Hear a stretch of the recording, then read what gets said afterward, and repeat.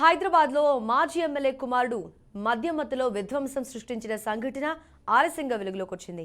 మాజీ ఎమ్మెల్యే షకీల్ కుమారుడు CM camp office దగ్గర ఏర్పాటు చేసిన బ్యారికేడ్లను అతివేగంగా వచ్చి కారుతో ధ్వంసం చేశాడు.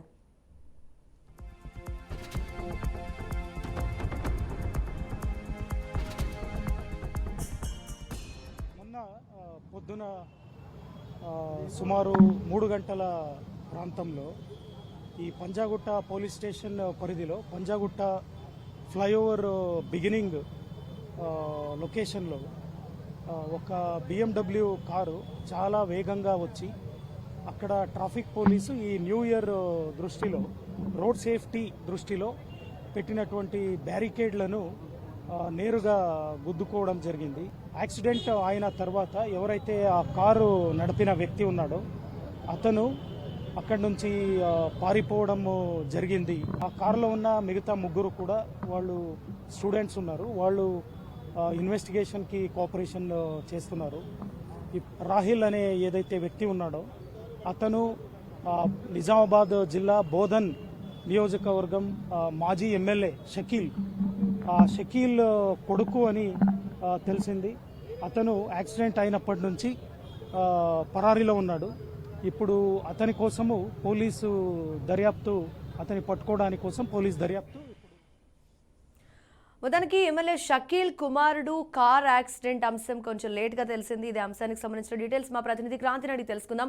అయితే క్రాంతి, ప్రజాభవన్ దగ్గర ఈ యాక్సిడెంట్ జరిగినట్టుగా తెలుస్తోంది. పోలీసులు చెప్పిన వివరాల ప్రకారం తెల్లవారుజామున 3 గంటలకి ఈ యాక్సిడెంట్ జరిగింది. ఇంతకీ కారులో ఎవరెవరు ఉన్నారు, లేదా యాక్సిడెంట్ జరిగినప్పుడు ఎలాంటి పరిణామాలు జరిగాయి, పోలీసులు ఏమైనా క్లియర్ డీటెయిల్స్ అందించారా? క్రాంతి.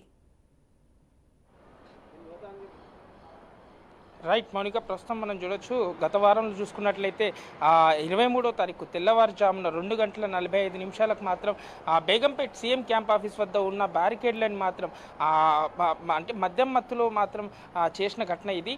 ఇది మాజీ ఎమ్మెల్యే బోధానికి చెందిన షకీల్ కొడుకు రాహెల్ అనే తాగిన మత్తులో మాత్రం అక్కడున్న బ్యారికేడ్ని తగిలించేసి అక్కడ సృష్టించడం, అంటే ఓ విధంగా సృష్టించడంతో పోలీసులు అక్కడ చేరుకొని పంజగుట్ట పోలీసులు కూడా అతన్ని అదుపులో తీసుకొని అతనితో పాటు ఆ కారులో మాత్రం మరో యువకుడు ప్లస్ అంటే అతని మిత్రుడు యువకుడితో పాటు మరో 2 అమ్మాయిలు కూడా ఉన్నట్టుగా తెలిసింది.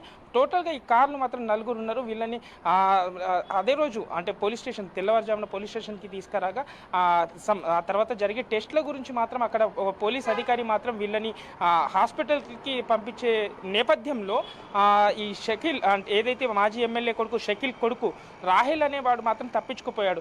లేదా అనే ఇంకో కోణంలో కూడా చూసుకున్నట్లయితే ఏదైతే ఓ పోలీస్ అధికారి ఈ రాహెల్ని తప్పించాడా లేదంటే ఆయన పారిపోయాడా అనే అంశం పైన తెలుసుకున్న మన డీసీపీ కూడా విజయ్ కుమార్ కూడా రంగంలో దిగిన డీజీపీ కూడా అప్పటికే విచారణ చేపట్టి ఆ అధికారిని ఈ కేసులో నుంచి పక్కన పెట్టేసి స్వయంగా డీసీపీ మన విజయ్ కుమార్ ఈ కేసుని పరిశీలిస్తున్నారు.